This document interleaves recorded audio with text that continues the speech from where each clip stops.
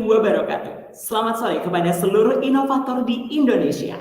Apa kabarnya? Semoga tetap sehat dan tetap bersemangat di sore hari ini ya teman-teman. Dan sekarang kita sudah kembali lagi di sesi Innovation Talks yang ketiga. Rekan-rekan inovator, Paragon Technology and Innovation berkomitmen untuk senantiasa mengimplementasikan nilai-nilai inovatif, baik dalam hal pengembangan produk, termasuk juga dalam hal pelestarian lingkungan. Berbagai macam kontribusi nyata Paragon lakukan untuk perlindungan bumi sebagai bentuk kontribusi sosial kami untuk menebarkan kebaikan dan memberi dampak yang positif bagi ekosistem. Perkenalkan, saya Jawahir sebagai moderator di sesi Innovation Talk kita kali ini yang bertemakan Linking More Hearts and Minds to Diminish Ecological Crisis. Topiknya sangat menarik ya, dan akhir-akhir ini tuh cukup gentar dibicarakan di berbagai media sosial atau berita-berita yang ada di luar sana. Namun gak akan seru kalau misalnya hanya saya sendiri mengupas materi ini. Saya akan panggilkan beberapa narasumber yang luar biasa untuk menemani saya bincang-bincang terkait topik pelestarian lingkungan ini. Yang pertama akan saya panggil ke panggung virtual kita kali ini ada seorang sosok wanita ya, di mana beliau ini dulunya memulai karirnya sebagai fashion stylist dan akhirnya dikenal luas di bidang fashion dan mode tanah air di Indonesia. Kecintaan beliau terkait dengan kain Indonesia dan keinginannya untuk terus melestarikan kain batik serta juga tenun untuk pelestarian lingkungan membuat beliau mendirikan sebuah merek tekstil bernama Sejauh Mata Memandang di tahun 2014. Kita sambut, beliau adalah Mbak Citra Subiakto. Halo semuanya. Halo Mbak Citra, apa kabar? Baik, apa kabar Mas?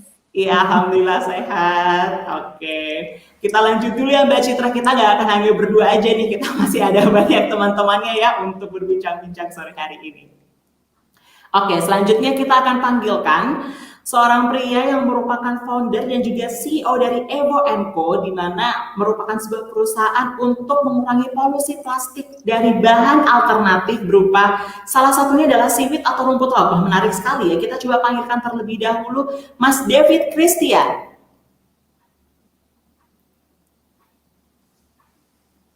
Halo Mas David. Oke, sepertinya Mas David sedang ada sedikit kendala teknis, tidak apa-apa. Mari kita akan lanjutkan ya teman-teman. Wah, kalau yang satu lagi ini mungkin tidak perlu kita ragukan lagi ya. Selain ternyata sosok ini adalah seorang seniman yang sangat peduli ternyata dengan pelestarian lingkungan. Salah satunya adalah pelestarian gajah. Ayo, siapa yang pernah tahu kira-kira siapa beliau? Jadi beliau ini berawal memulai dari video klip, sehingga beliau menjalin ikatan yang erat dengan hewan yang sangat cerdas dan akhirnya mengetahui fakta ternyata ada beberapa fakta yang mencengangkan dan menyedihkan ya di balik dengan gajah-gajah ini. Akhirnya beliau pun menginisiasi sebuah kampanye yang disebut sebagai Teman Gajah untuk masyarakat peduli lebih dalam lagi dengan keberlangsungan hidup gajah. Please welcome musician and founder of Teman Gajah, Tulus. Halo. Halo Tulus, apa kabar? Baik. Apa kabar Mas? Apa kabar teman-teman? Iya. Mbak Citra, halo. Oke, terima kasih. Kita masih ada beberapa lagi nih. Saya panggilkan dulu ya rekan kita, nggak cukup. Pokoknya kalau gini kita harus rame-rame nih karena topiknya sangat-sangat menarik ya kita bicarakan nih. Saya akan panggilkan lagi. Ada seorang alumni Teknik Lingkungan ITB yang dimana dari dulu memang sudah passionate ya beliau untuk melakukan kegiatan-kegiatan dan menciptakan solusi untuk layanan pengelolaan sampah yang ramah lingkungan dan bertanggung jawab terhadap pengelolaan sampah di Indonesia. Mari kita sambut Muhammad Wijaksana Juniorsono as CEO and founder Waste for Change. Halo. Halo Mas Ano. Halo. Sehat Mas?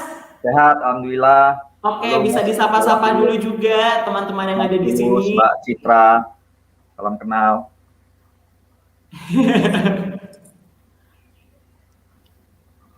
Oke, baiklah.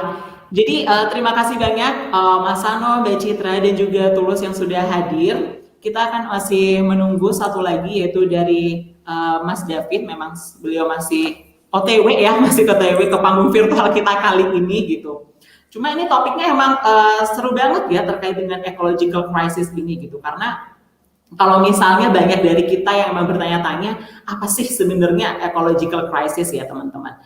Jadi bisa kita bilang sebenarnya kemajuan sains dan teknologi saat ini itu baik secara nasional maupun secara global memang memberikan dampak yang luar biasa ya bagi kehidupan umat manusia.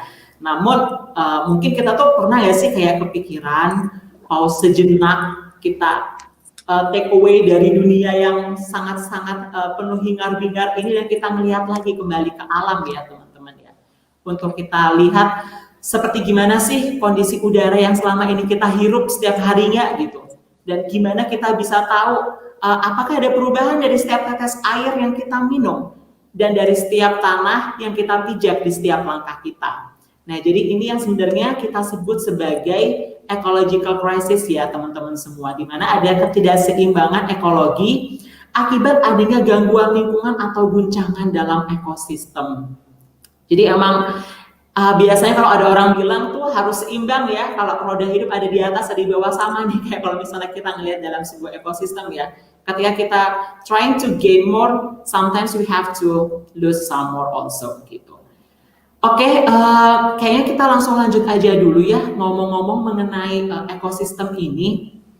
Kan kita biasa tahu ya, para narasumber, bahwa kalau kita lihat komponen ekosistem tuh biasanya adalah lingkungan dan juga manusianya yang saling erat berhubungan di dalamnya nih. Kita akan mulai terlebih dahulu membahas mengenai masalah lingkungan. Yang saya mau tanyakan, mungkin saya akan panggil ke Tulus terlebih dahulu deh ini. Kayaknya topiknya sangat menarik nih untuk kita bicarakan. Terkait dengan sisi lingkungan tempat kita tinggal gitu. Terus bagaimana pandangan Tulus melihat dampak buruk dari krisis ini bagi lingkungan khususnya hutan? Boleh coba di-share insight-nya.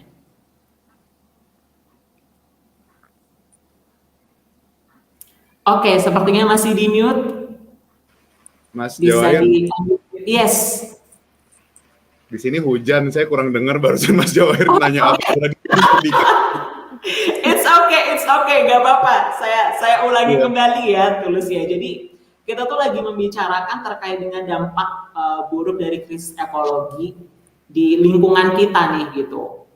Kan kalau misalnya kita tahu, Wardah juga pernah berkolaborasi ya dengan Tulus untuk masalah terkait dengan kita ikut mengaktifkan kegiatan sosial untuk promoting teman gajah juga di sana. Dan masih banyak loh masyarakat di sini mungkin belum tahu sebenarnya ada loh dampak-dampak dari krisis ekologi terutama di hutan. Mungkin bisa dijelaskan seperti apa sih perkembangan mungkin perubahan lingkungan yang dirasakan gitu. Mungkin kalau misalnya saya menjelaskan secara komprehensif mengenai krisis ekologi yang ada di hutan atau dunia pada umumnya, mungkin saya pun setiap hari masih terus belajar karena informasi tentang itu kan terus berkembang. Mungkin yang bisa saya ceritakan adalah pengalaman saya yang pernah juga bersama Wardah dan Paragon membuat sebuah gerakan teman gajah Tulus, di mana gerakan itu fokusnya adalah membantu untuk memastikan bahwa gajah-gajah di Sumatera itu tetap ada dalam kondisi yang baik dan terus selaras dengan alam begitu. Kenapa itu perlu bantuan dari kita manusia? Karena kondisinya saat ini gajah-gajah itu banyak yang terancam habitat tempat tinggalnya. Itu banyak sekali sih yang kalau kita mau diskusi bakal panjang sekali. Cuman keterancaman habitat itu yang membuat hutan yang juga berfungsi sebagai paru-paru dunia untuk kita semua itu juga sudah banyak terpengaruhi karena gajah memegang peranan yang sangat penting sekali untuk menjaga kelestarian hutan gitu. Oke. Boleh dijelaskan lebih dalam lagi nih. Apa sebenarnya kok bisa gajah itu ke hutan gitu?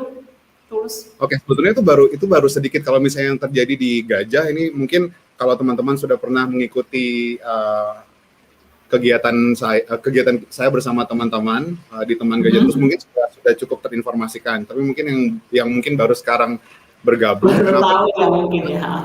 Saya ceritakan adalah jadi gajah ini kan adalah makhluk yang terus bermigrasi Ya, dia terus pindah dari satu tempat ke tempat lain. Memang begitu cara hidupnya gitu. Berkelompok berpindah dari satu tempat ke tempat lain. Dalam proses perpindahan dari satu tempat ke tempat lain itu gajah akan membantu menyuburkan lahan dan memastikan bahwa seluruh lahan hijau tetap hijau gitu.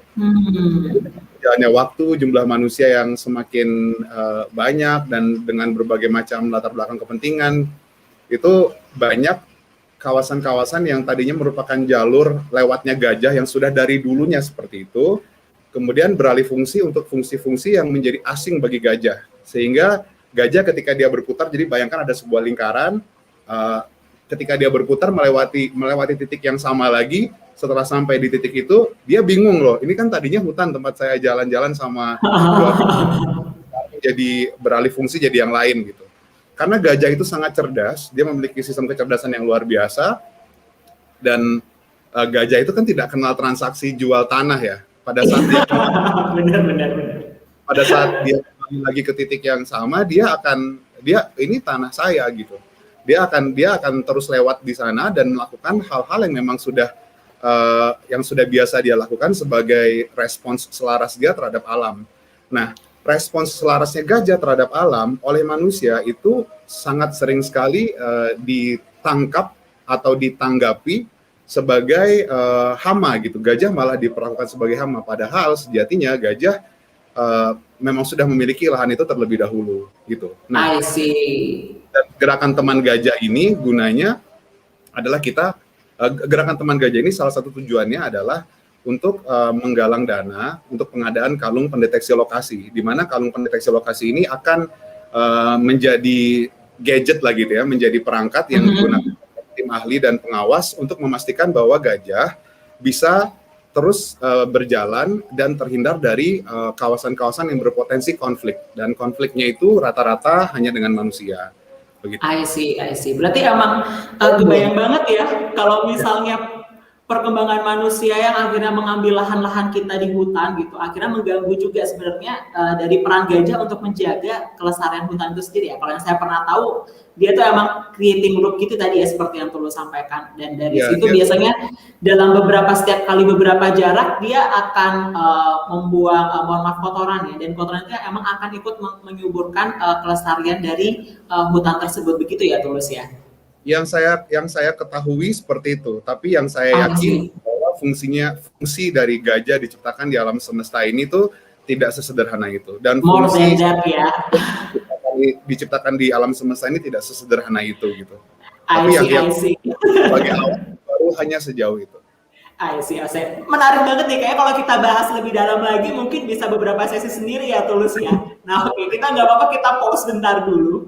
Kita coba beranjak, kalau tadi kita ada sedikit ngelihat terkait dengan lingkungan nih ya teman-teman, kita akan bahas mengenai dari sisi manusianya gitu, dan yang paling erat hubungannya, saya akan bertanya ke Mbak Citra. Oke, Mbak Citra, kan penggiat banget nih terkait dengan sustainable fashion ya.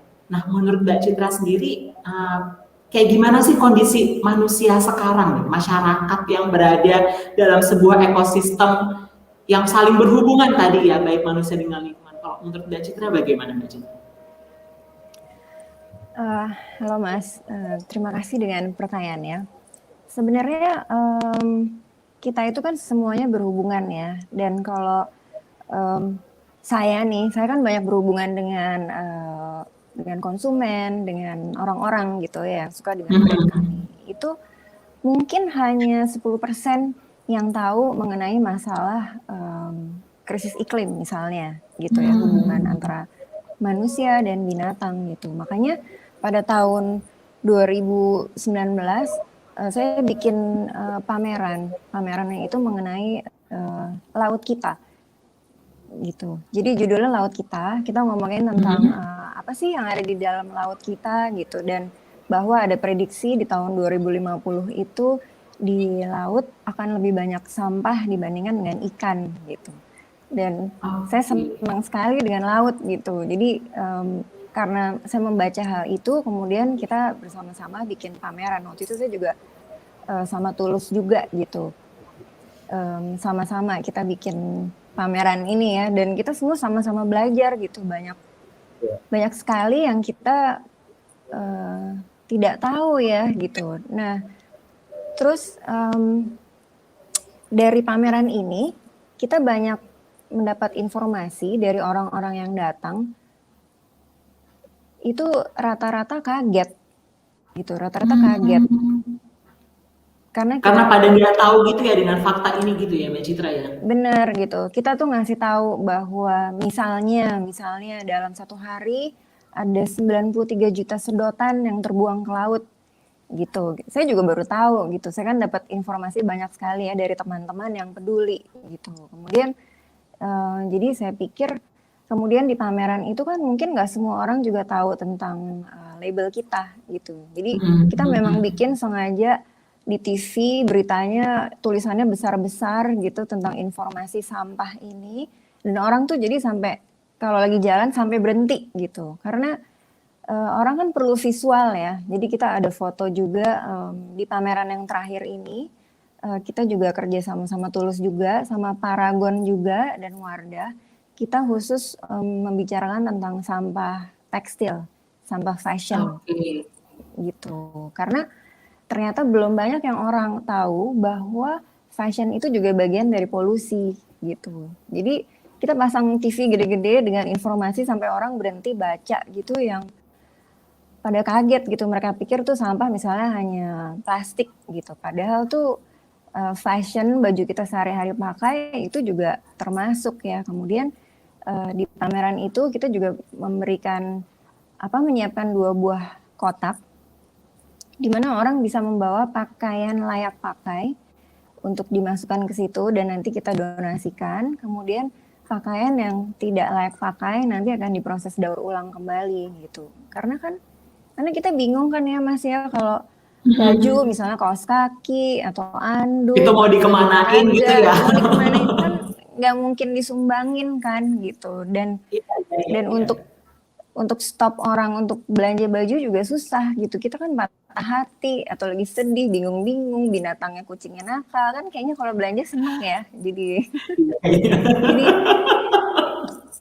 gitu. Jadi kita memberikan salah satu pilihan lah gitu. Kalau udah nggak mau dipakai lagi bisa disumbangkan ditaruh di kotak kita itu gitu. Jadi dengan begitu orang pelan-pelan jadi dapat lebih banyak informasi gitu. Dibanding hanya cuman dikasih tahu atau mungkin di sosial media gitu karena banyak juga orang yang nggak terlalu tahu ya gitu mesti kemana mesti apa gitu jadi mudah-mudahan makin kesini makin banyak yang tahu.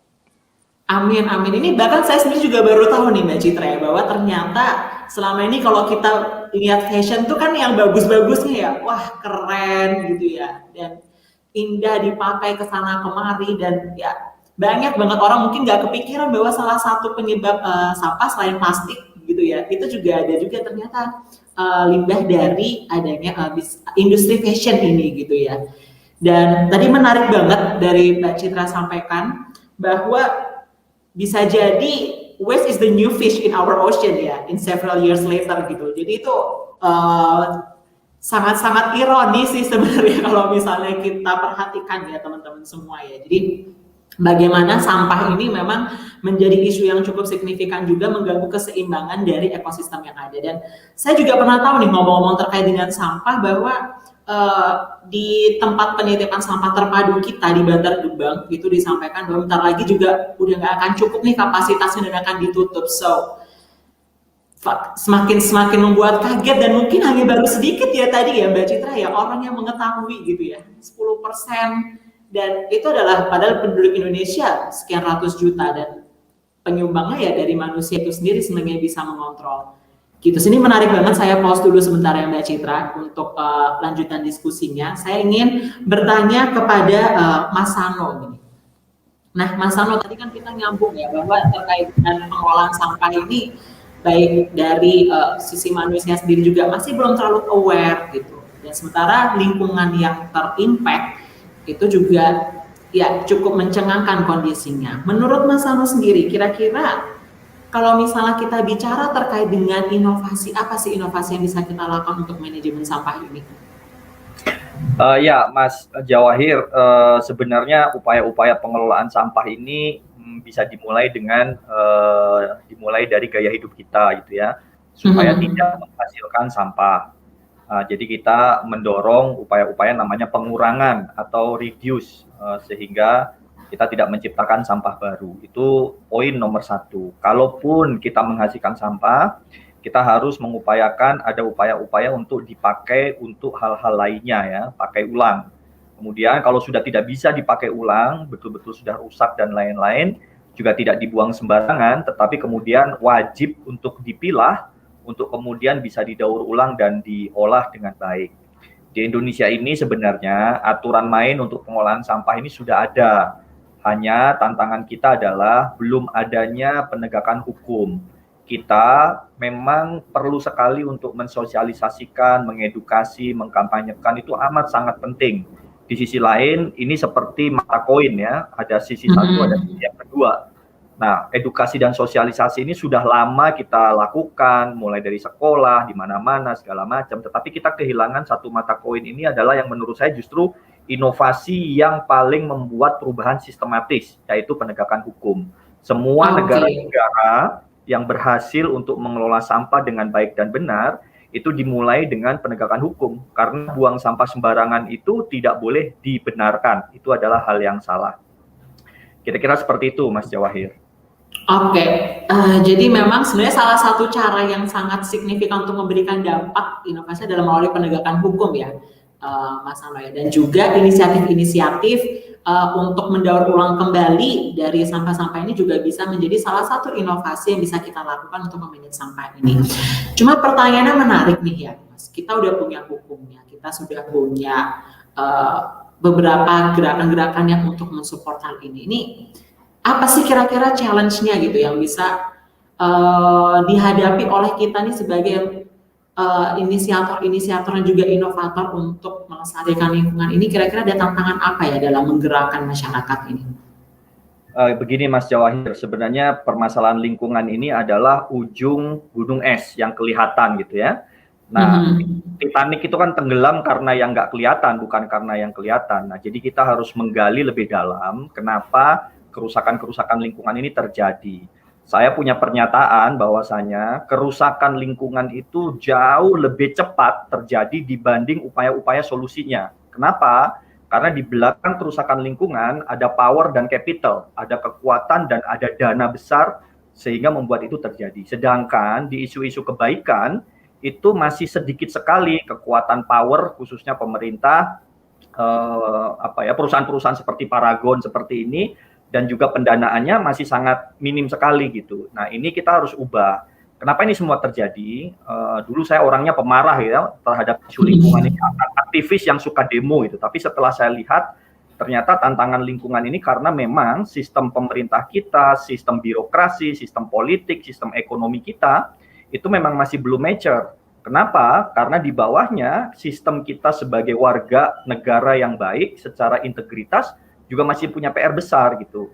Kenapa? Kalau kita sebagai warga negara yang baik, tidak akan ada korupsi, birokrasi juga pasti bagus, politiknya juga bagus, ekonominya juga bagus, sehingga permasalahan-permasalahan lingkungan ini bisa kita kurangi. PR besar, ini PR besar. Semoga rekan-rekan pemuda di sini bisa menjadi sebuah dobrakan untuk bangsa ini. Membawa perubahan ya, Mas Ano ya, untuk terkait dengan pelestarian lingkungan ini. Saya akan lanjut kepada Mbak Citra.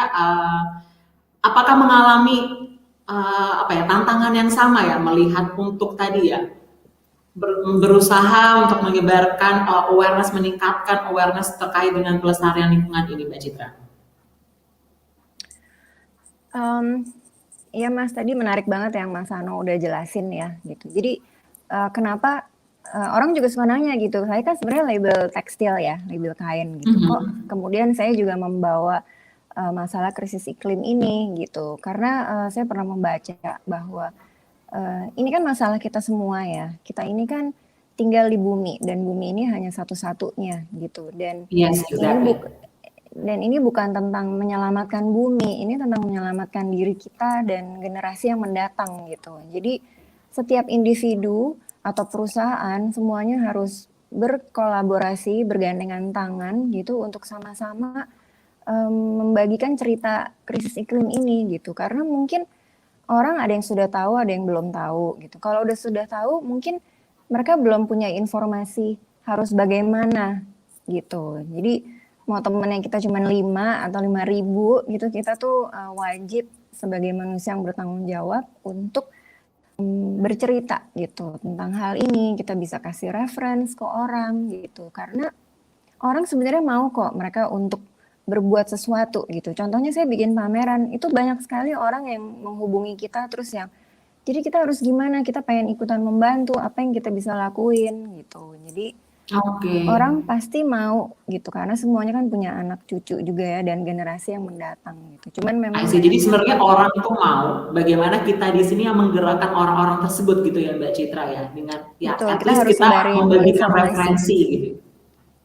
Oh yes, exactly. Benar-benar. Saya lanjut dulu ke Tulus, tapi sebelum kita membahas lanjutan ini, kita udah hadir nih akhirnya Mas David. Coba kita cek dulu Mas David. Oke, halo Mas David.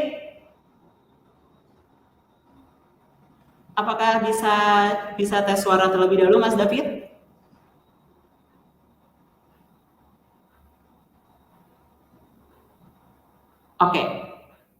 Oke, sepertinya memang masih ada iklan ya di jaringan internet Mas David. No problem, kita lanjutkan diskusinya terlebih dahulu lagi, kembali kepada Tulus. Menarik ya tadi, ternyata kalau dari Mbak Citra kan bercerita bahwa kita bisa mulai nih dengan diri kita untuk menggerakkan orang lain gitu ya. Nah, kalau untuk Tulus sendiri nih gimana nih? Apakah ada tantangannya pada saat kita berusaha menumbuhkan awareness dan kepedulian kepada masyarakat? Apalagi ini yang kerennya adalah bisa sampai to create a community. Apakah tantangannya dan gimana sih caranya bisa ya bareng-bareng akhirnya menggerakkan masyarakat ini gitu? Kalau tantangan banyak ya. Boleh jawaban yang singkatnya seperti apa. Tapi mungkin kalau dari pengalaman saya setuju banget dengan yang tadi Mbak Citra sampaikan, bahwa sebetulnya pada dasarnya banyak sekali dari kita yang memiliki kepedulian, tetapi belum banyak dari kita yang mengetahui kemana kepedulian ini bisa disalurkan gitu. Kemana kita bisa menyampaikan atau mengekspresikan kepedulian kita terhadap alam, itu masih belum banyak yang tahu itu mesti kemana gitu. Kalau dari saya sendiri di Gerakan Teman Gajah, mungkin salah satu tantangan dari sekian banyak hal yang sama-sama kami usahakan adalah bagaimana menciptakan satu bentukan redaksional yang sangat mudah dipahami dan bisa menyentuh hati banyak orang. Jadi yang nggak tahu tidak hanya kemudian menjadi tahu, tapi mau membantu gitu. Saya juga banyak dari pameran-pameran yang diselenggarakan sama Mbak Citra dan sejauh itu seperti itu gitu. Saya bahkan sejujurnya baru mengetahui sebegitu ekstrimnya dampak dan kondisi sampah di Indonesia itu waktu saya pertama kali bekerja sama dengan Mbak Citra gitu. Dan menurut saya itu sih salah satu tantangan yang membuat orang yang tidak tahu tidak hanya kemudian menjadi tahu, tetapi juga membuat yang tadinya tidak tahu menjadi tahu dan mau ikut bergerak gitu dengan kita gitu. Oke, jadi bentuknya adalah transformasi ya Tulusnya. Jadi dari mulainya orang tahu, setelah tahu mau bergerak gitu ya. Sehingga bisa akhirnya ya tercipta solusi, karena kalau misalnya kita hanya tahu aja, oke, dan what gitu, dan how gitu, gimana kita bisa menyelamatkan lingkungan ini gitu. Nah, gimana sih caranya yang bisa dilakukan kira-kira langkah-langkahnya supaya tadi ya, atau mungkin bentuknya inovasi sehingga orang tersebut mau bergerak untuk melakukan pelestarian lingkungan ini? Ini pertanyaannya masih buat saya? Yes, masih bagi Tulus nih. Kan tadi soalnya create community, kok bisa ya orang tuh bisa tergerak gitu? Kalau dari saya itu saya membuat beberapa kampanye begitu. Jadi kampanye itu inti kontennya adalah dalam setiap kampanye disampaikan adalah bagaimana seluas-luasnya orang bisa secara instan mengerti bagaimana sih hubungannya memelihara atau peduli terhadap kelestarian gajah Sumatera itu bisa berkontribusi banyak terhadap kelestarian kita seluruhnya di dunia begitu. Oke, jadi emang starting with kampanye ya, kita dengan bahasa yang memang langsung orang bisa menangkap. Tadi mirip ya seperti yang dari Mbak Citra juga, jadi create yang langsung gede banget nih billboardnya, emang supaya orang tuh message-nya langsung nyampe gitu ya. Oke, thank you Tulus, kita akan lanjut lagi ke Mas Sano. Mas Sano, gimana nih melihat tadi diskusinya ya, kalau tadi terkait dengan supaya orang itu mau tergerak baik kampanye, bagaimana nih Mas Sano? Itu sesuatu yang penting dan basic dan tidak boleh berhenti. Itu sesuatu yang betul-betul harus terus dilakukan, disebarkan, dan betul-betul dengan berbagai pendekatan seni lebih bagus lagi, karena orang itu kan, kata Mas Ari Lasso, sentuhlah dia tepat di hatinya. Dan seni itu betul-betul menyentuh emosional, menyentuh hati, dan itu sangat perlu sekali gitu. Dan seperti yang saya bilang, kita harus lengkapi juga dengan pendekatan yang sistematis dan struktural, yaitu kita juga bersuara untuk meyakinkan, mendorong, bahkan membantu pemerintah untuk membangun sistemasi gitu. Salah satunya adalah yang tadi, penegakan hukum. Kenapa?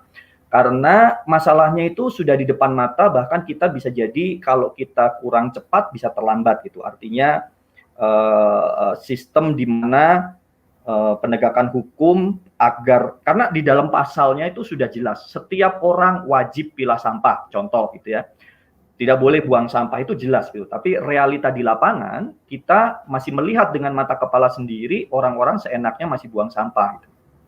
Artinya pendekatan yang halus, kesenian, kebudayaan perlu dilakukan, pendekatan yang memang melanggar hukum juga nggak boleh dibiarkan. Jadi ini adalah sesuatu yang memang harus dikembangkan bersama-sama. Nah, apa yang dilakukan oleh teman-teman Paragon, Wardah, ini adalah sebuah leading example yang kemudian harus disistemasi supaya semua perusahaan juga memiliki tanggung jawab yang sama terhadap sampah-sampah produknya, sampah kemasannya, sehingga ini tidak tebang pilih. Artinya bukan hanya sekedar orang yang punya kemauan saja untuk melakukan perubahan, karena namanya kewajiban. Tidak ngomongin hanya orang yang mau, ya wajib adalah wajib gitu. Oke, thank you Mas Sano. Saya kembali lagi ke Mbak Citra. Ini tuh kita melihat ada dua sisi ya tadi, kalau kita dari yang dibahas oleh Mas Sano, bahwa kita harus seimbang juga nih dari sisi kitanya sendiri maupun dari sistem yang mendukung. Nah, kalau dari menurut Mbak Citra sendiri, ini kan hubungannya ternyata kalau dari kita berbicara balik-balik lagi ke manusianya sendiri ya. Kita kembali lagi ke orangnya sendiri, mau nggak kita emang menggerakkan, mau nggak kita tergerak, bahkan sampai sudah ada peraturannya sendiri gitu ya. Kalau yang saya tahu juga dari Kementerian Lingkungan Hidup juga telah mengeluarkan nih peraturan-peraturan dan juga untuk pengelolaan sampah ini, tapi kok kita nggak gerak-gerak sih, rasanya kayak bahkan masyarakat juga masih ada ya mungkin nggak begitu tahu, ataupun I don't know apakah itu emang peduli or not gitu ya, aware atau tidak. Gimana sih menurut Mbak Citra supaya kita bisa mengkoneksikan antara hati dan juga pikiran kita dan raga kita, akhirnya ya bisa sama-sama bergerak untuk menunjang ke arah perbaikan ekosistem ini, Mbak Citra? Oke. Bagaimana ya? Bagaimananya tadi benar, kata Mas Sano kan udah mewakili tuh, kita mesti terus ikutan ngojok-ngojokin pemerintah supaya membuat peraturan, karena banyak banget memang perusahaan-perusahaan yang selalu kalau bilangnya, oh saya tunggu peraturan aja deh gitu. Nah, jadi kalau dari saya suka tuh tadi istilahnya ada yin ada yang, saya yin banget deh gitu. Jadi gimana dengan kita melakukan pendekatan dengan secara lebih halus gitu. Kadang-kadang saya setuju dengan misalnya gini, pertama kita harus dimulai dari diri kita sendiri, iya kan? Jadi kita kadang-kadang kalau kita ngasih tahu temen tuh yang apa sih repot banget sih, sok banget sih gitu, lagi trendy ya gitu. Jadi mendingan kita diam aja, tapi kita memberi contoh gitu. Misalnya sesimpel hal, misalnya kita kalau belanja bawa tas sendiri, atau misalnya kita mulai kompos makanan, begitu memilah sampah di rumah gitu. Jadi kalau misalnya kita melakukan hal itu, kita post misalnya di sosial media gitu, dan teman-teman melihat, pasti mereka akan bertanya dan tertarik gitu.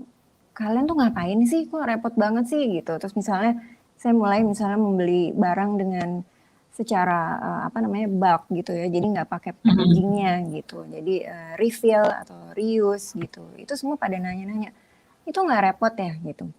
Jadi sebenarnya kita nih sesama manusia paling susah itu kan berubah untuk merubah nyuruh orang kan gampang ya, tapi nyuruh diri sendiri itu lebih susah gitu. Jadi merubah cara kita berpikir gitu. Makanya selalu saya bilang gitu, ini bukan tentang bumi, ini tuh tentang kehidupan kita, karena bumi ini kan adalah rumah kita satu-satunya gitu. Jadi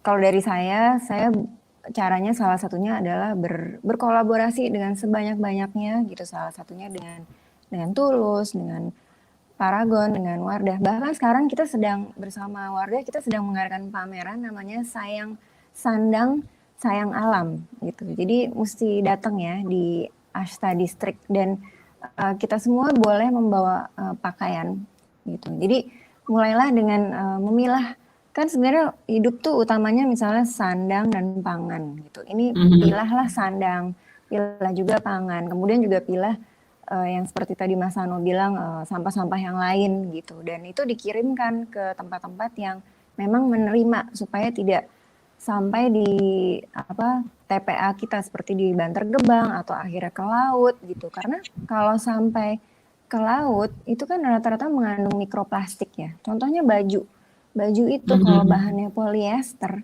dia itu artinya ada plastiknya gitu, dan kalau sampai masuk ke laut, mikroplastiknya itu dimakan sama ikan, dan ikannya kita makan, jadi kita deh kena sakit juga gitu, akhirnya kita kan yang kena gitu. Dan masih banyak lagi gitu ya. Saya makin baca, makin nonton, itu makin bingung ya, kayak kadang-kadang merasa aduh gimana ya kita gitu. Intinya jadi kita gemes harus sendiri tapi juga bingung gitu ya. Sebisa mungkin kita memulai dengan diri kita sendiri. Kalau kita bisa memulai dengan diri kita sendiri, tentunya nanti akan banyak orang yang juga mengikuti gitu.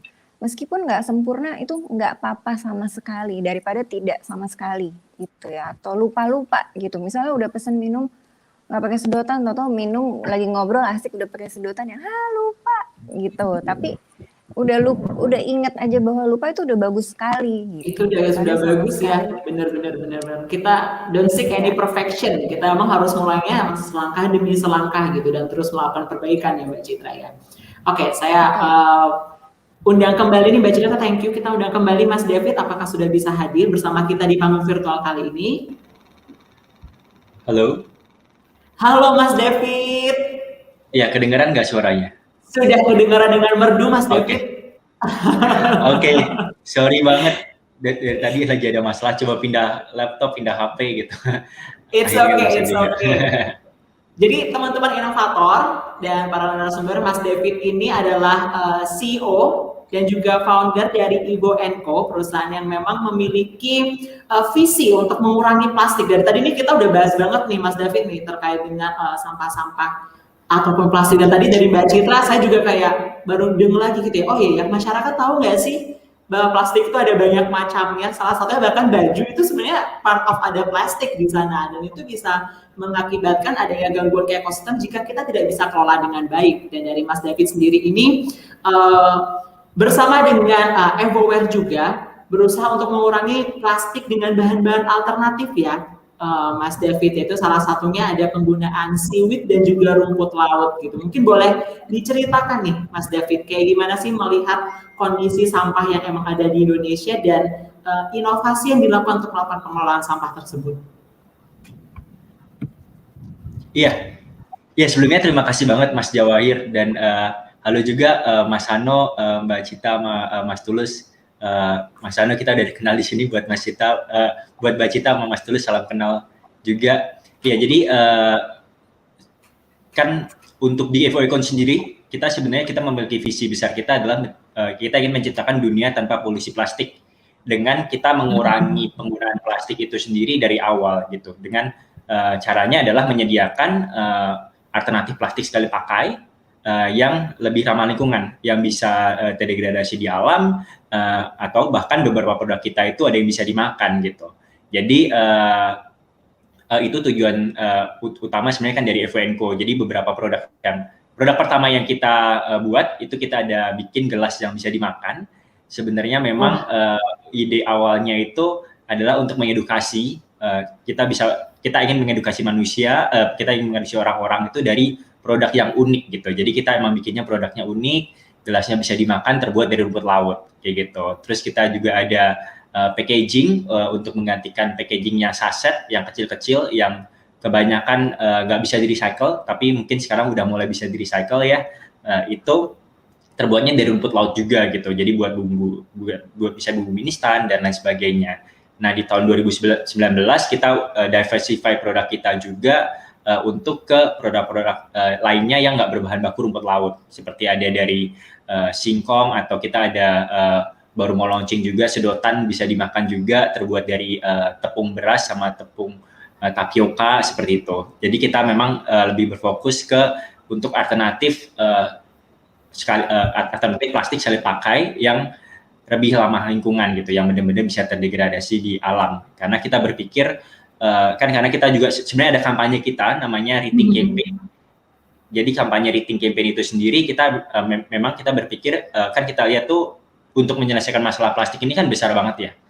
Jadi nggak bisa cuman satu solusi gitu. Jadi dari Rethink Campaign itu kita memang pengen sebisa mungkin kita berkolaborasi dengan banyak pihak. Namanya juga Rethink kan berpikir ulang. Jadi kita pengen ngajak orang untuk berpikir ulang. Dari berpikir ulang itu misalnya sedotan tadi sempat disinggung soal sedotan, kita pengen orang berpikir ulang mengenai sedotan. Sebenarnya kan gelas itu didesain supaya kita bisa minum langsung dari gelasnya. Jadi ketika kita pakai sedotan itu kan it defeat the purpose of the design of the cup gitu kan. Jadi sebenarnya kita nggak perlu pakai sedotan gitu, kecuali sakit atau mungkin ada kebutuhan khusus, ya udah bisa pakai yang guna ulang atau bisa pakai yang sekali pakai tapi lebih ramah lingkungan seperti produk kita bisa. Tetapi at the end of the day kalau memang masih menghasilkan plastik itu harus didaur ulang, harus di recycle kayak gitu. Jadi sebenarnya itu yang sedang kita bikin dan kita bangun di FONCO. Iya. Oke, thank you banget nih Mas David. Kalau yang saya tangkap, salah satunya kita bisa memulai dengan upgrading ya, sebenarnya upgrading dari prinsip 3R. Kalau biasanya teman-teman tahu, kita ada, kan biasanya kita tahu tuh reduce, reuse, and recycle gitu. Mungkin ini kalau bisa kita bilang reuse dulu ya gitu. Reuse menggunakan aktivitas-aktivitas yang mungkin akan menyebabkan malah ada penambahan sampah. Saya masih akan menggali lebih dalam lagi bersama dengan Mas David nih.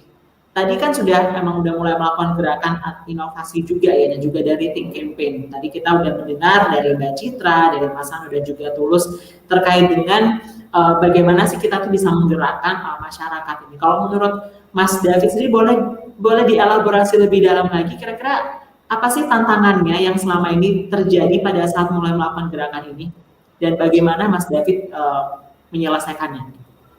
Iya. Tantangan sih banyak banget ya, semua menjadi tantangan kan buat kita kan dari awal. Tapi menurutku tantangan terbesar adalah edukasi, karena ketika karena aku sendiri mulai FONCO adalah karena aku teredukasi dan aku aware mengenai permasalahan plastik. Kan dulu ketika aku nggak aware dan aku nggak tahu mengenai permasalahan plastik, aku juga kayak nggak peduli amat sebenarnya gitu kan, kayak berpikiran aja enggak. Jadi yang pertama edukasi mengenai produk kita dan juga edukasi mengenai isu lingkungan kayak gitu. Makanya dari Rethink Campaign itu sendiri sebenarnya kita juga kita banyak berkolaborasi, kita dari bikin drama musikal sampai kita bikin vlogging run itu jogging sambil ngumpetin sampah. Kita udah pernah bikin di Malaysia juga yang paling besar waktu itu.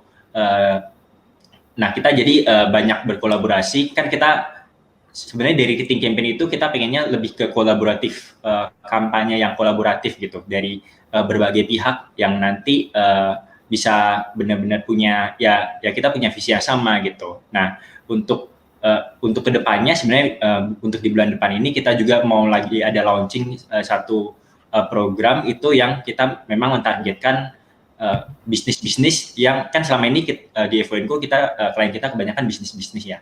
Tapi bisnisnya mungkin lebih ke kayak restoran, kafe yang menengah ke atas kayak gitu.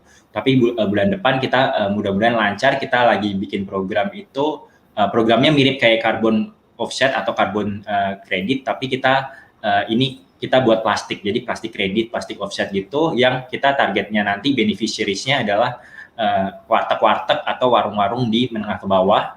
Kita bisa gantikan plastik mereka, kita bisa edukasi mereka, dan kita ingin juga bisa mengedukasi nanti pelanggan-pelanggan yang di warung-warung dan warteg-warteg tersebut gitu. Untuk itu. I see, oke. Jadi rupanya bisa menjadi opportunity juga ya untuk inovasi ini dari Mas David gitu.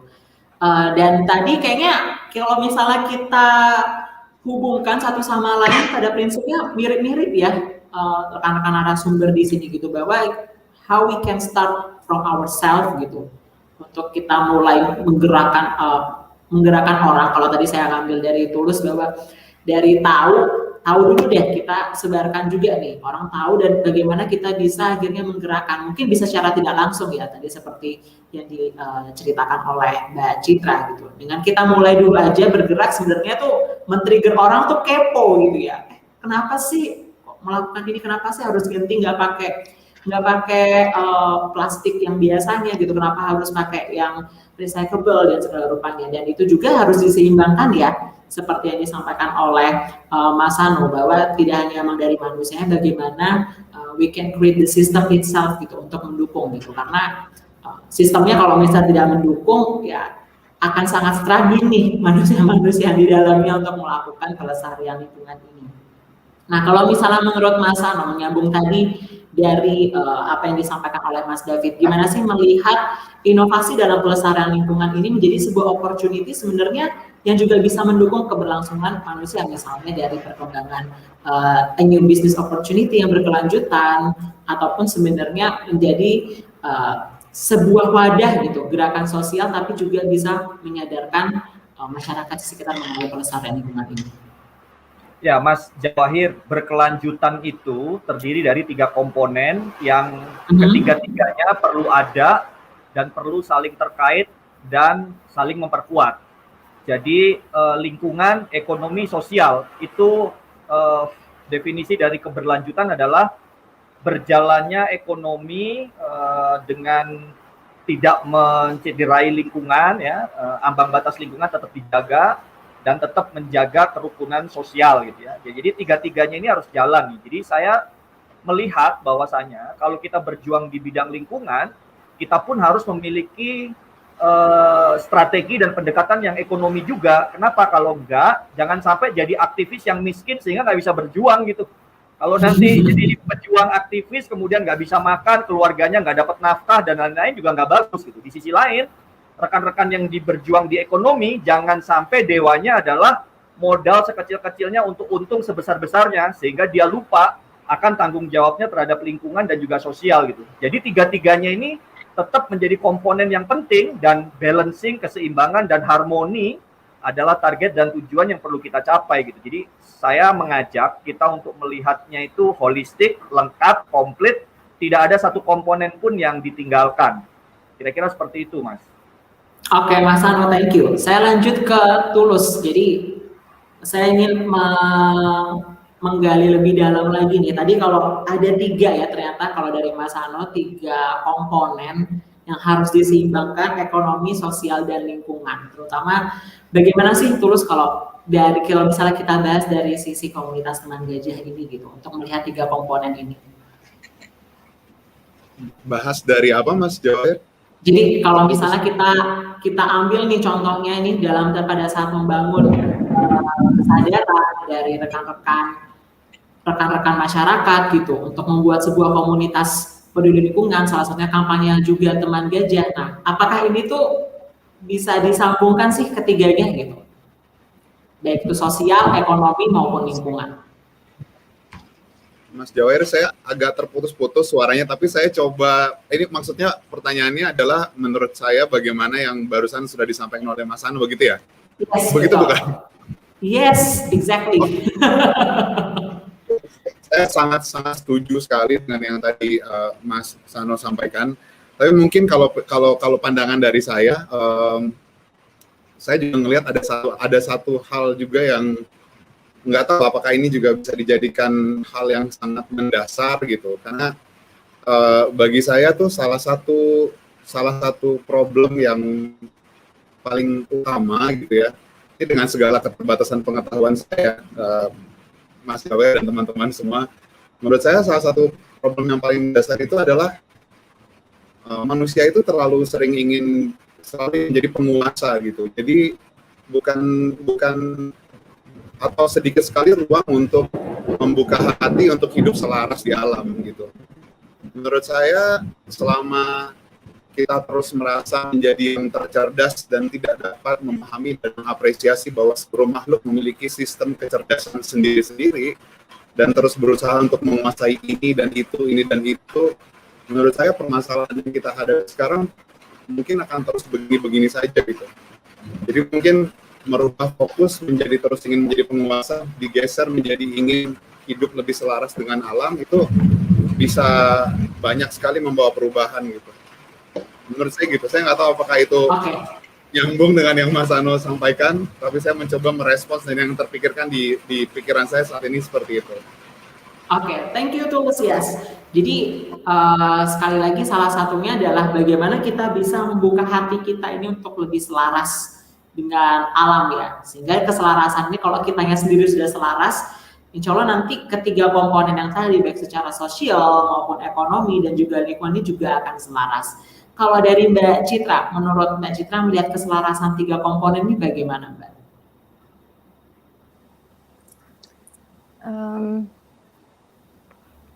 Udah sangat benar sih gitu. Jadi maksudnya udah benar banget tadi ya Mas Hano bicarain sama yang Tulus bicarain gitu ya. Jadi kayaknya saya udah nggak punya celah untuk nambahin gitu. Tapi mungkin saya mau sedikit bercerita tentang gini. Kan Indonesia itu memang bukan negara teknologi ya gitu. Jadi untuk para misalnya produsen itu bukan itu perlu waktu yang lama gitu, misalnya Mas David gitu ya, sampai dia tuh punya ilmu ini bisa bikin produk yang sangat baik gitu, atau Mas Hano dengan Waste for Change-nya gitu. Dan sementara kan banyak sekali penjual yang kalau kita tanya mereka selalu bilang kita bingung mau pakai apa gitu, karena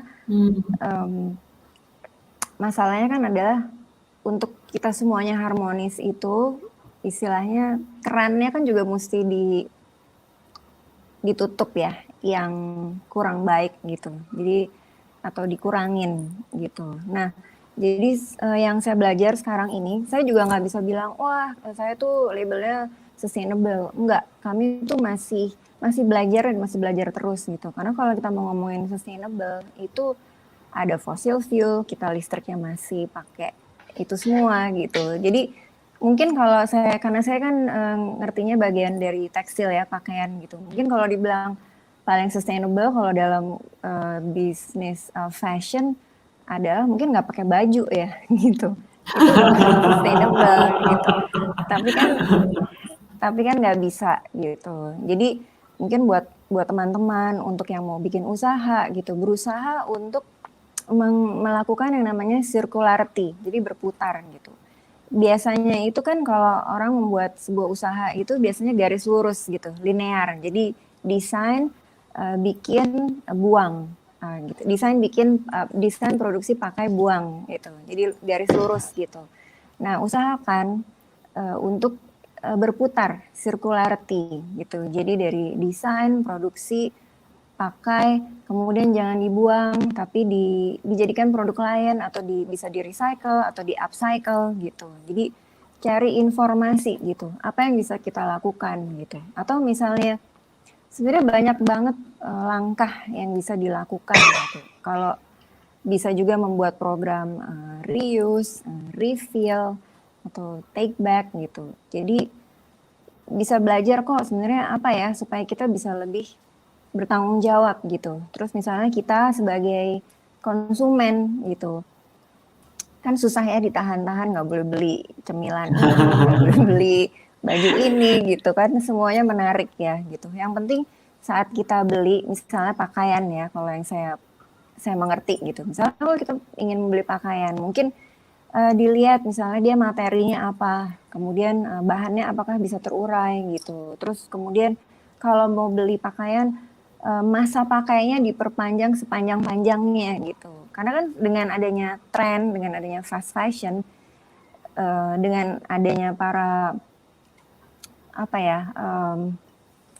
sosial media gitu, semua orang foto pakai bajunya ganti-ganti terus gitu. Jadi tentunya yang ikut kan jadi pengen bajunya ganti-ganti terus kan gitu. Jadi kecuali Tulus sudah mengikuti, dia udah mengikuti karena aku udah cerewatin setiap hari gitu. Jadi penting sekali untuk mengulang pakaian, nggak usah jadi malu. Bahkan sekarang kan ada trennya udah mulai di Oscar atau di Grammy, mereka semua pakai baju yang udah pernah dipakai sebelumnya gitu.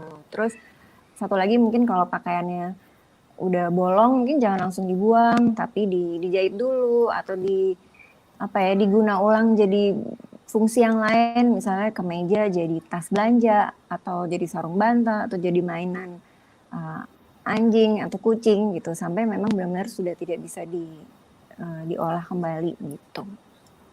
Oke, mantap banget nih dari Mbak Citra. Bagaimana kita create circularity ya Mbak Citra ya tadi. Dan ini berhubungan banget, kita menghubungkan antara hati kita ingin ini itu, tapi kita juga harus take logic kita ya. Ini kira-kira apa sih dampaknya kepada lingkungan kita? Mungkin nggak kerasa sekarang, tapi beberapa tahun kemudian ketika kita makan ikan sebenarnya udah mengandung microplastik ya tadi. Jadi kita memang harus start from our heart dan kita hubungkan juga dengan pikiran kita untuk melihat keseluruhan sistem ini menjadi sebuah bentuk yang saling berhubungan ya as a circle gitu ya. Dan ini juga bisa menjadi opportunity usaha tadi yang disampaikan. Tapi kita berpikirnya juga nggak boleh hanya sesederhana ya udah hanya bikin pakai terus habis itu buang gitu. Tapi emang harus diciptakan sebuah sistem ataupun menjadi sebuah cycle yang sustain atau berkelanjutan. Nah, saya akan bertanya kepada Mas David. Kira-kira tadi sempat juga disinggung ya terkait dengan usaha, terkait dengan peluang bisnis. Sebenarnya apa sih yang bisa kita lakukan, langkah paling awal yang bisa kita lakukan untuk menciptakan bisnis yang berkelanjutan gitu dengan tetap kita melestarikan lingkungan? Iya, kalau menurutku ya jawabannya mirip ya mungkin sama yang tadi udah disampaikan sama Mas Hano, sama Mas Tulus, sama Mbak Cita juga. Ya kita ketika kita berbisnis ya memang harus memikirkan semuanya itu dari 3 hal itu, dan juga dari segi circularity-nya juga. Karena kan sebenarnya di bumi kita itu kan di living system kita sebenarnya nggak ada yang namanya waste. Waste itu sebenarnya yang ciptain kan manusia. Karena ketika di ekosistem kita di bumi kita hewan mati apa segala macam jadi mikroorganisme itu semua balik lagi ke dalam ini kan semua balik lagi ke bumi kita dan jadi nutrisi apa segala macam gitu kan. Jadi sebenarnya kita tinggal tiruin aja apa yang udah ada di bumi kita, yang bumi kita udah 4 miliar tahun udah bekerja selama 4 miliar tahun doing fine gitu ya. Dari apa yang kita lakukan kita juga harus melakukan itu gitu. Kan dari segi bisnis kan pastinya kita juga harus memikirkan juga dari segi kan dampak lingkungan dan dampak terhadap orang-orang yang terlibat di dalam bisnis itu. Apakah dari kan misalnya ketika kita ngomongin bahan baku dari segi petaninya misalnya, habis itu dari cara kita memproduksi produk tersebut juga gitu kan, cara kita memarketingkannya gitu kan, cara kita kan, tapi jangan juga melulu ngomong kayak kita menyalahkan bisnis atau pemerintah, tapi juga harus dari diri kita sendiri. Kita harus mengkonsumsi apapun itu yang kita apakah makanan, pakaian atau produk-produk itu kita harus mengkonsumsinya juga secara bertanggung jawab gitu. Jadi menurutku harus dari semuanya itu. Kalau kita kan memang fokusnya lebih ke marketing ya. Kan jadi kita coba untuk memarketingkan produk-produknya pun juga dengan baik juga kayak gitu.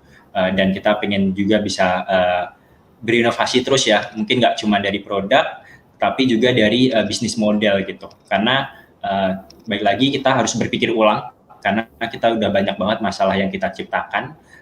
Ya kita harus berpikir ulang karena kita nggak bisa menyelesaikan suatu masalah dengan mempunyai mindset atau pemikiran yang sama ketika kita menciptakan masalah tersebut kan.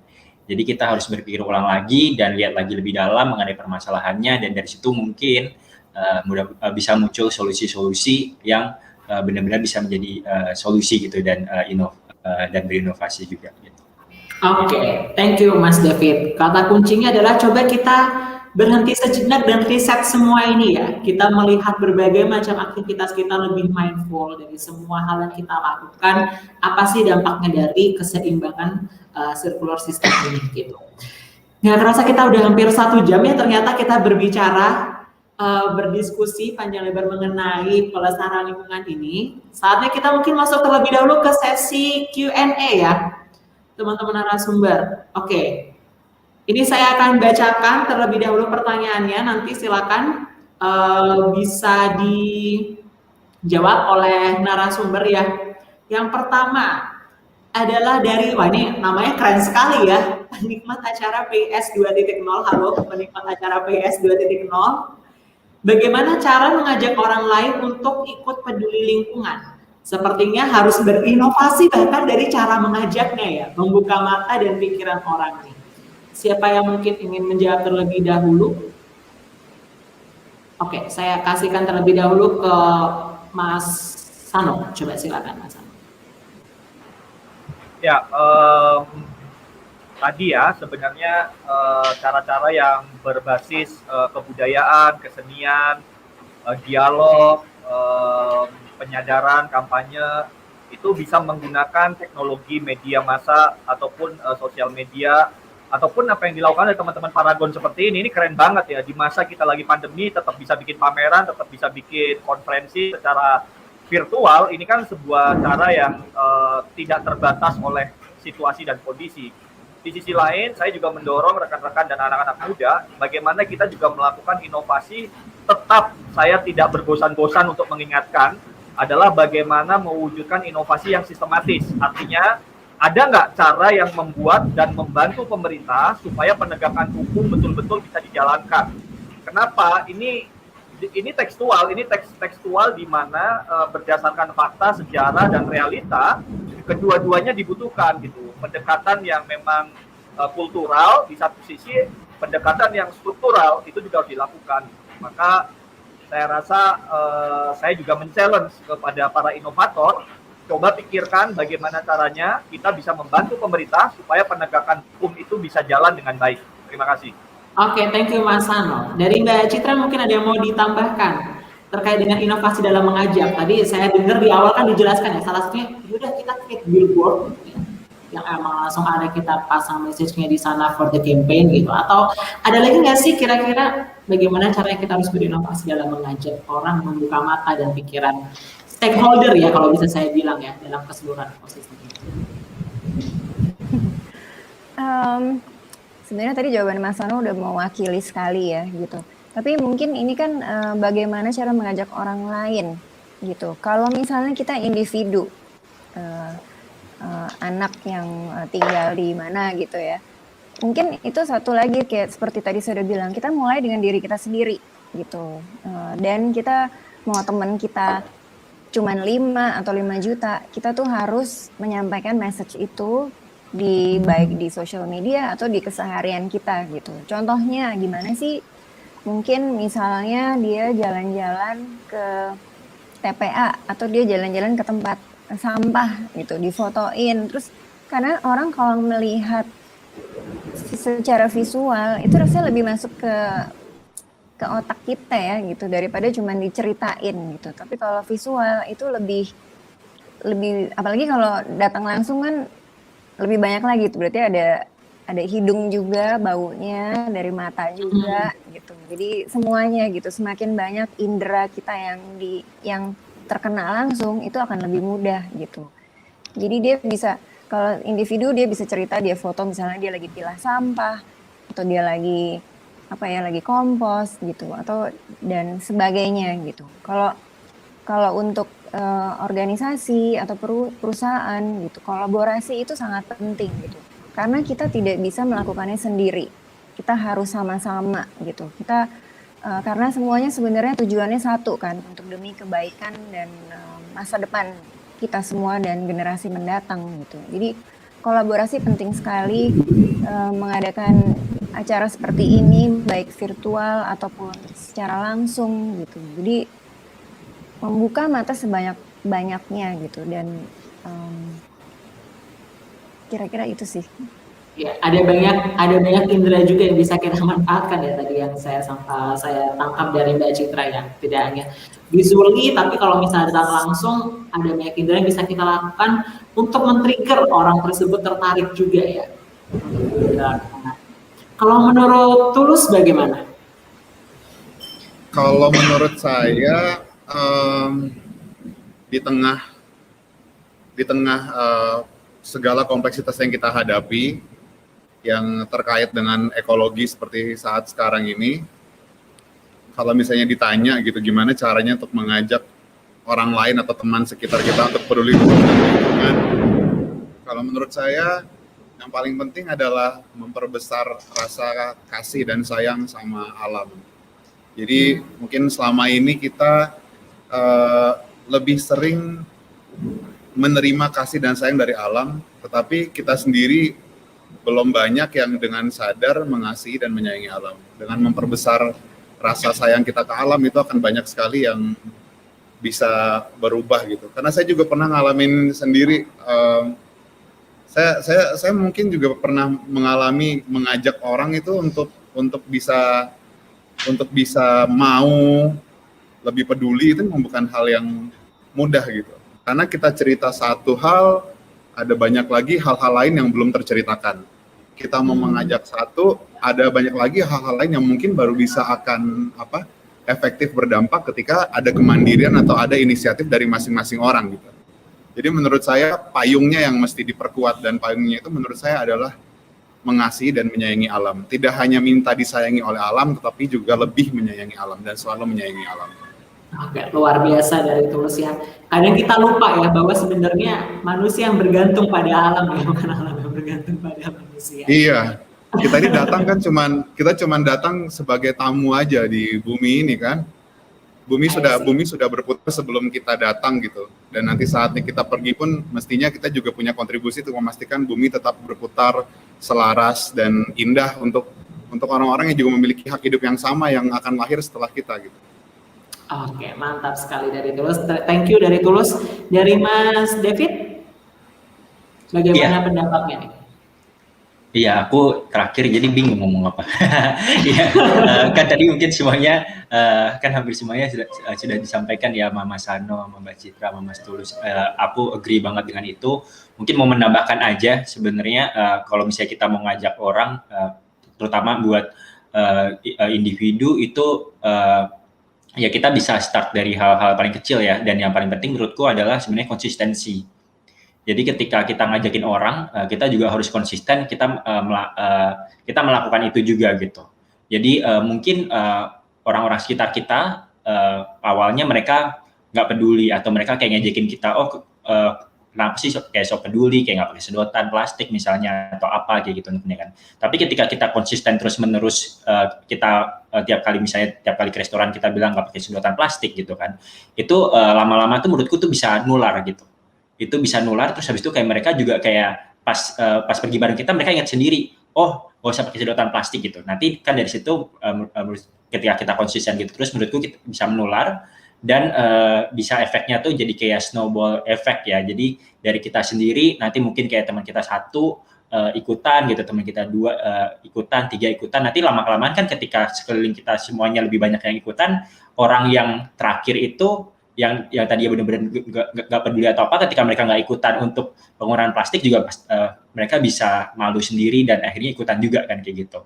Tapi bisa mulai dari diri sendiri dulu, konsisten yang paling penting, dimulai dari hal kecil aja, karena sebenarnya yang punya power kan memang ini kan, we are the people have the power gitu untuk ini, bukan korporasi, bukan pemerintah, memang punya power banyak, tapi yang mendrive untuk bisnis bisa survive itu adalah individual, orang-orang individu. Yang ngevote pemerintah juga individu-individu juga seperti kita gitu. Jadi ketika kita bisa semakin banyak menyuarakannya itu juga dan menularkan virus-virus yang lebih ramah lingkungan itu, mudah-mudahan juga bisa lebih ini nanti dari segi bisnis dan pemerintah, mudah-mudahan juga bisa lebih mendengarkan juga ya.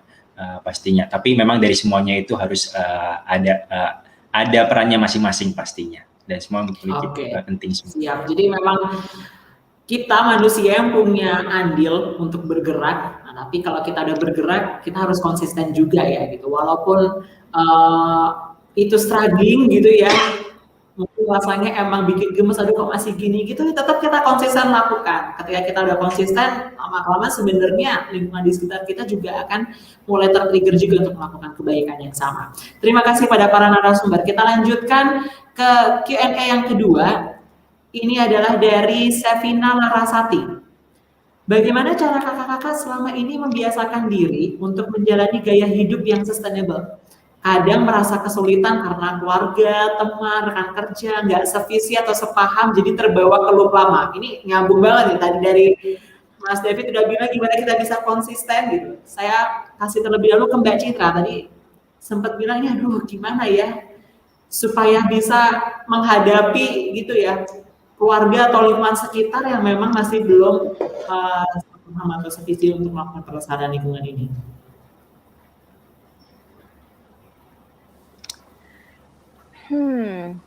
Mesti kuat iman, mesti kuat godaan. Terus aku baru mau ngomong yang sama loh, Mbak. Memang sudah satu ini ya, satu pikiran kita semua ini ya. Iya ya.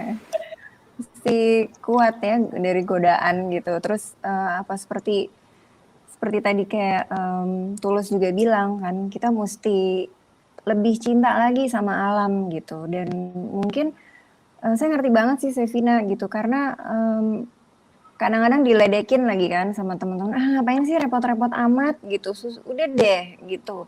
Lagian cuma satu orang, apa sih bedanya gitu. Padahal setiap perubahan yang dilakukan setiap individu itu efeknya sangat besar gitu kan. Jadi mungkin kamu supaya tetap kuat gitu, kamu bisa mengikuti social media dari gerakan-gerakan atau dari label yang memang sering menampilkan tentang hal-hal ini gitu. Atau misalnya kamu nonton film-film yang bagus yang tentang lingkungan gitu. Jadi emang kamu harus harus jadi super power gitu. Jadi super woman gitu, Wonder Woman gitu, yang kamu emang kuat gitu. Jadi dan kamu udah menjadi bagian dari solusi, bukan polusi.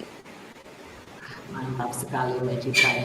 Jadi mulai dulu nih dari kita emang harus menyadari bahwa dengan action yang kita lakukan sesimpel ini aja itu udah membawa perubahan gitu. Dan bisa kita lakukan dengan cara memperbanyak informasi-informasi serupa sehingga akhirnya semakin menguatkan iman ya gitu. Mungkin ada tambahan dari Tulus nih terkait dengan perkuatan iman untuk menjaga pelestarian lingkungan ini nih. Tapi sebelumnya, Sevina, kalau saya pribadi mengenai tentang menjalani gaya hidup yang berkelanjutan atau sustainable, sampai hari ini pun saya masih belajar, gitu. Karena ini adalah proses gitu. Karena kita lahir di dunia yang sudah seperti ini kan, banyak sekali hal-hal yang perlu pelan-pelan kita pelajari. Tetapi kita harus mulai gitu. Dan kalau jawaban saya sebetulnya nggak jauh-jauh dari tadi yang Mbak Citra jelaskan bahwa emang imannya harus kuat gitu, karena memang kadang-kadang kita tuh dihadapkan dengan tidak hanya lupa, tapi kita juga sering sekali dihadapkan pada kondisi yang tidak memiliki pilihan lain. Sangat sering kita menjalani hari-hari yang kita tahu ini tidak begitu baik untuk lingkungan, tapi kita tidak punya pilihan lain. Mungkin karena hidup terus berjalan, ya memperberat timbangan bahwa kita banyak melakukan hal-hal yang lebih mempertimbangkan alam ketimbang terus-terusan terjebak dalam kondisi yang tidak ada pilihan lain selain harus menjalankan sesuatu yang tidak baik buat alam. Jadi gimana kita supaya bisa keluar dari ini ya? Iya, tapi lagi-lagi saya masih belajar. Saya rasa kita semua pun juga masih belajar. Kita semua di forum ini pun juga pasti masih belajar terus. Ilmu pengetahuan itu kan terus berkembang, fakta-fakta itu juga terus berkembang. Banyak hal-hal yang bahkan setiap kali melihat data-data tentang bagaimana kondisi alam saat ini, mungkin kalau kita buka setiap hari itu ada lagi data baru gitu.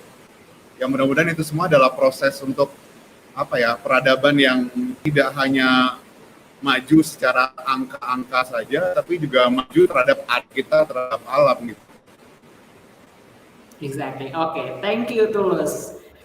Kita lanjut ke Mas David. Tadi udah sempat bahas juga ya, kita harus konsisten. Nah, gimana sih caranya supaya kita bisa konsisten nih, kalau menurut Mas David? Iya, kalau aku kan aku juga masih belajar ya, kan aku belum yang completely gaya hidupnya benar-benar sustainable juga kayak gitu. Kan masih belajar juga. Nah, tapi kan kalau menurut aku cara kita konsisten tuh sebenarnya kan kayak kan mungkin ada perasaan sulit atau susahnya itu adalah sebenarnya karena teman-teman sama keluarga nggak mendukung dan nggak sepaham gitu kan. Itu juga sebenarnya terjadi ketika aku bikin FONco. Dulu pas mau bikin gelas bisa dimakan gitu kan, kayak teman-teman bahkan kayak papa tuh kayak bilang kayak siapa yang mau makan gelas kayak gitu untuk naikan. Gue dikasih gratis juga nggak mau kayak gitu. Gue kasih gratis juga nggak akan mau makan gitu. Tapi dari yang kayak gitu tuh kan sebenarnya itu tergantung dari respon kita ya. Kayak respon kita tuh bisa ada dua, kita bisa habis itu jadi discourage, habis itu nggak mau melakukannya itu, jadi merasa susah, atau nggak malah itu jadi kayak suatu penyemangat kayak gitu. Itu baik lagi mungkin tergantung respon, kita bisa milih kita mau respon seperti apa gitu. Ketika aku kayak gitu, aku kayak malah mikirnya kayak kan udah mempelajari nih mengenai lingkungan juga, dan kayak ini tuh udah pasti di kedepannya tuh kayak lingkungan itu harus diperhatikan. Kalau enggak kita semua bakal mati, kita bakal punah gitu untuk kan. Jadi nah ketika kita tahu itu berarti kan ketika orang lain kayak gak sebaham sama kita, sevisi sama kita, berarti kayak kan aku merasa malah aku tuh oke, kayak I can be game changer gitu. Kan aku bisa jadi sebagai agen perubahan kayak gitu untuk kan. Berarti aku bisa bawa sesuatu yang lebih positif lagi kayak gitu. Nah, jadi ketika punya respon kayak gitu kan aku malah mikirnya jadinya kayak oke, kayak orang-orang lebih nggak peduli, berarti gue harus kayak lebih keras lagi untuk untuk menunjukkan ke mereka nih kalau this is the way forward kayak gitu. Kita memang harus ke arah sana. Itu malah bisa jadi kayak motivasi juga, dan nanti kedepannya ketika mereka udah sadar, udah sekarang keluarga udah pada mulai sadar gitu untuk kan. Ya kita bisa bilang gitu kan untuk kan, dan kita bisa lebih appreciate lagi, dan mungkin kita bisa lebih melakukan lebih besar lagi, karena kayak dampaknya kita lihat kayak we achieve something gitu untuk kan. Jadi ada itu kan sebenarnya cuma di mindset, cuma ada di pikiran dan perasaan aja ya. Ketika kita bisa merespon dan kontrol perasaan kita, itu malah bisa jadi lebih powerful kalau menurutku. Jadi dari segi responnya. Itu tuh mungkin hanya asumsi belaka yang kita bahkan mungkin belum konfirmasi atau bergerak untuk ya menyelesaikan asumsi atau ya ketakutan tersebut ya. Justru kita nggak boleh menyerah dan tetap fokus pada tujuannya ya, Mas David ya, kira-kira ya. Iya. Oke, saya lanjut ke Mas Sano. Bagaimana nih Mas Sano? Dari pertanyaan Mbak Sevina Larasati. Ya, tentu tadi karena juga diawali dengan kata yang sangat menarik bagi iman gitu ya. Kita sangat sulit meyakinkan orang lain kalau kita sendiri tidak yakin gitu. Jadi kita sendiri harus yakin dulu dengan apa yang mau, gaya hidup seperti apa yang mau kita pilih gitu ya, why-nya, alasannya, dan lain-lain. Kalau kita betul-betul yakin gitu, kita nggak akan tergoyahkan oleh diri kita sendiri, dan kita akan punya kekuatan, kalau bicara itu bisa punya sinar yang mempengaruhi orang lain, sehingga orang lain pun sebenarnya akan, wah ini kayaknya ini anak gak cuma sekedar ikut-ikutan, tapi betul-betul ingin melakukan perubahan. Yang kedua, kita punya warga Indonesia 267 juta orang ya, 267 juta jiwa gitu ya. Sekali lagi, saya banget ingin terus mendorong dan mengkampanyekan buat kita semuanya, bahwasanya upaya-upaya penyadaran dan upaya-upaya edukasi itu wajib dan perlu dilakukan, dan kita tetap perlu untuk juga meyakinkan gitu ya orang-orang yang betul-betul punya kekuasaan dan punya kekuatan untuk membangun sistem. Artinya apa? Mau keluarga kita, kakek, orang tua gitu, mau dia yakin atau nggak yakin sama isu lingkungan, ini adalah sesuatu yang harus dilakukan kok gitu. Sama aja kayak pakai helm. Emang orang dipakai helm di jalan itu karena yakin ingin melindungi kepalanya? Bukan. Karena memang ada aturan yang ditegakkan dan dia malas kena tilang gitu loh. Juga orang pakai seat belt itu bukan karena dia sayang nyawanya, tapi karena memang udah aturan yang berlaku dan itu memang sudah menjadi norma.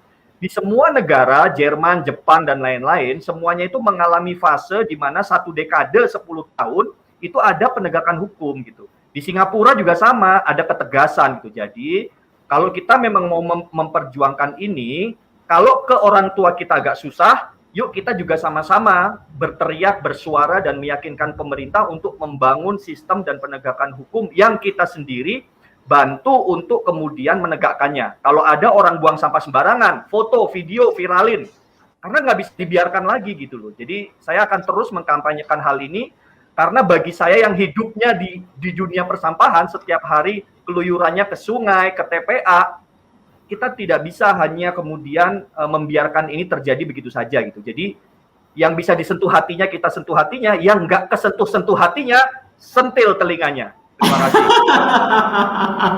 Mantap sekali ya Mas Anu ya. Jadi kalau kita bisa melakukan dari berbagai cara, yang penting semua kembali lagi ke kitanya sendiri ya Mas Anu ya, bahwa kitanya sendiri juga harus kuat nih, dan memang kita yakin benar-benar apa yang kita lakukan memang akan sangat berdampak ke lingkungan, dan ketika kita bisa melakukan hal tersebut, a kind of greater good akan juga datang kembali lagi ke kita, gitu ya kira-kira ya Mas.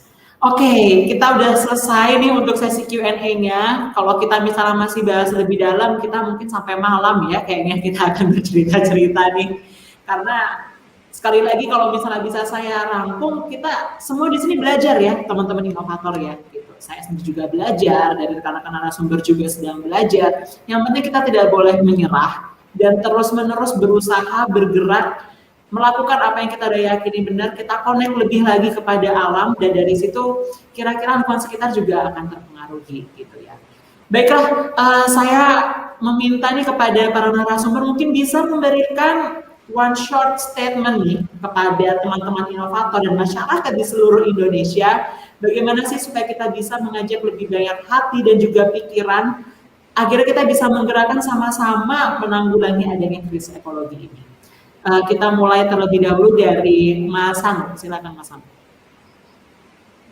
Ya, terima kasih sekali lagi rekan-rekan dari Paragon, semua mitranya, pemimpin.id, dan semua rekan-rekan narasumber di sini. Saya pikir yang tadi kecepatan lingkungan itu, kecepatan kerusakan lingkungan itu super duper ngebut banget gitu. Jadi kita harus menyadari bahwasanya kita perlu strategi yang sangat luar biasa untuk kemudian melakukan perubahan supaya kita nggak ketinggalan.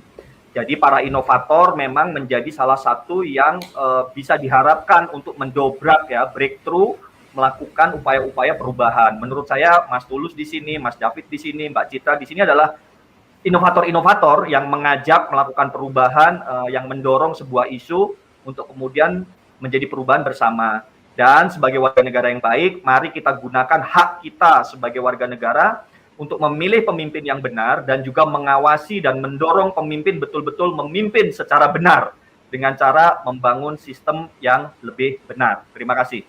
Oke, thank you Mas Anu. Kita lanjutkan ke Mas David. Silakan Mas David. Iya, thank you juga buat teman-teman semua, buat Paragon juga yang udah mengadakan acara ini.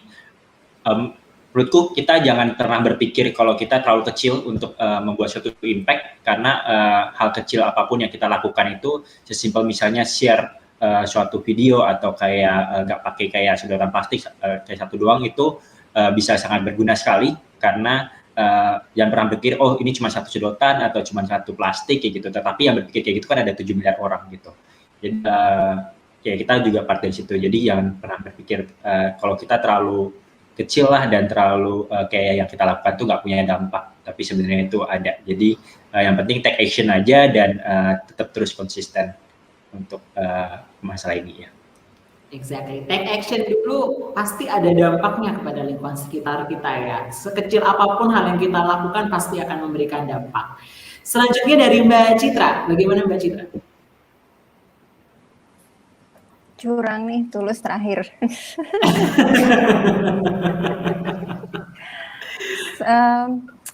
Terima kasih semuanya, terima kasih Paragon gitu. Ini kayaknya Mas Anu bentar lagi jadi menteri nih kayaknya ya. Kita mesti vote.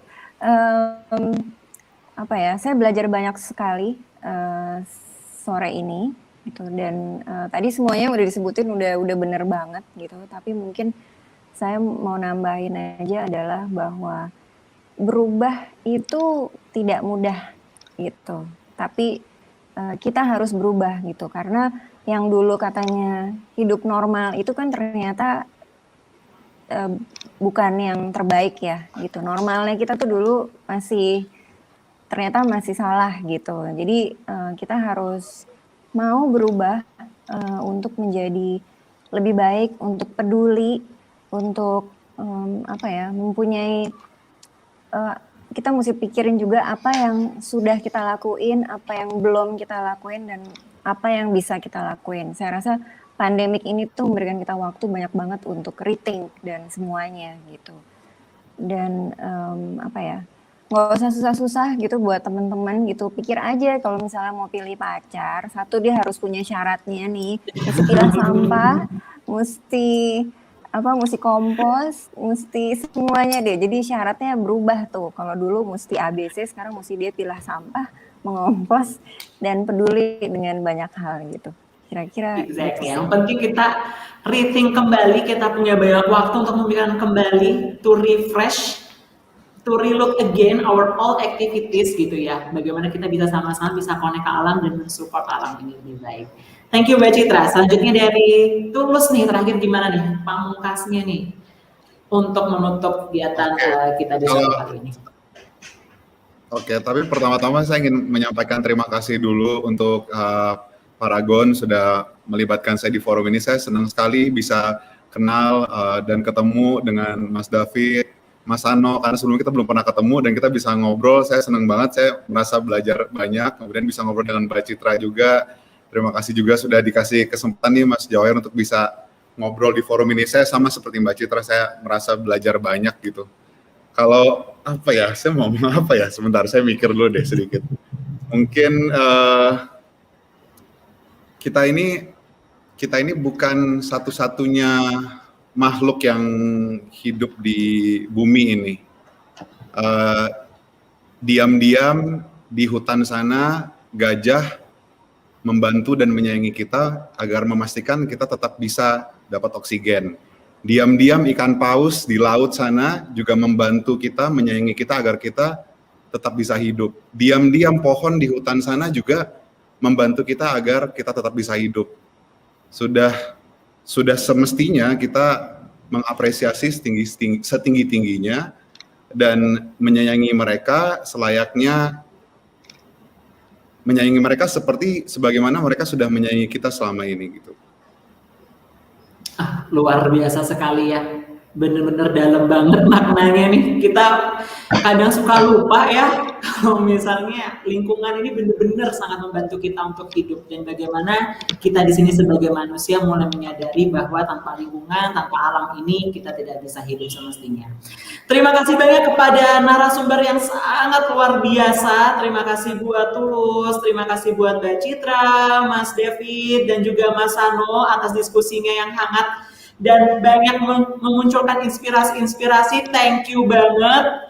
Thank you buat semuanya. Semoga hal kecil ini kita bisa membawa perubahan yang lebih baik ya, dan memberikan dampak yang positif baik untuk masyarakat maupun kepada lingkungan tempat kita tinggal. Terima kasih.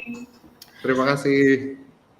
Oke, thank you banget teman-teman. Demikian sesi Innovation Talks kita kali ini dengan tema Linking More Hearts and Minds to Diminish Ecological Crisis. Semoga sesi ini memberikan insight dan semakin mengobarkan semangat teman-teman untuk terus berinovasi. Mencintai adalah mengagumi dengan hati. Mengagumi adalah mencintai dengan pikiran. Cintailah bumi melalui inovasi tiada henti. Inovasi untuk bekal anak cucu kita nanti. Akhir kata, saya Jawahir pamit undur diri terlebih dahulu. Ikuti terus agenda Innovation Talk selanjutnya hanya di Paragon Innovation Summit 2.0 Innovation for the Greater Goods.